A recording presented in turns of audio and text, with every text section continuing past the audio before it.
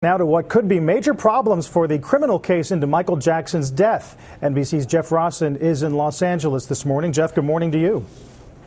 Hi, Carl. Good morning to you. Law enforcement sources now tell NBC News prosecutors are worried about what they call sloppy police work. Key evidence may have been tainted. Key interviews may have been skipped. Now the DA's office is deeply concerned that a botched investigation could severely damage their case.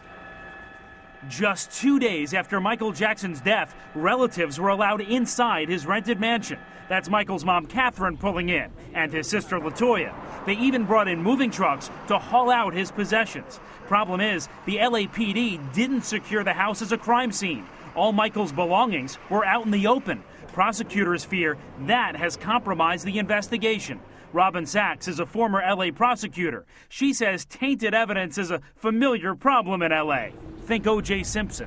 Whenever you have a crime scene that is open to family members coming through or strange people coming through, it always jeopardizes who put what piece of evidence there and if you can tie the defendant to the crime. That's a problem. And that's not the only problem here. 3 of Jackson's employees now claim homicide detectives were in no rush to interview them. One of them is Jackson's bodyguard, who was inside the mansion when he died and called 911. He's not breathing yet. He's not breathing, and we're trying to pump him, but he's not. Okay. That's him. His lawyer tells NBC News he was anxious to tell police what happened, but it took more than 2 months to schedule a meeting. I think that it is sloppy, knowing that anything having to do with Michael Jackson is going to be high profile and highly scrutinized. Now that Jackson's death has been ruled a homicide, criminal charges could be filed against his personal physician, Dr. Conrad Murray. I told the truth, and I have faith the truth will prevail. He's the focus of the manslaughter investigation. Police say he admitted to giving Jackson propofol the morning he died. Propofol has been declared the cause of Jackson's death. His lawyer's position is going to be Dr. Murray's innocent.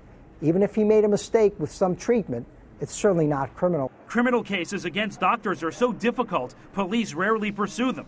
There are about 940,000 doctors in the U.S. Between 1998 and 2006, only 335 of them were prosecuted for crimes on the job. That's less than 0.05%. Harlan Braun represents one of the doctors who's treated Michael Jackson.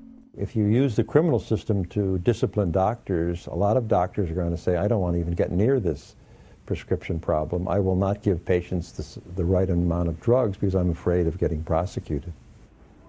Now, we should mention Dr. Murray's lawyer maintains his client did nothing wrong and says the police theory is just that, a theory. As for reports of tainted evidence at the Jackson house, we contacted the LAPD several times, Carl, but they wouldn't comment.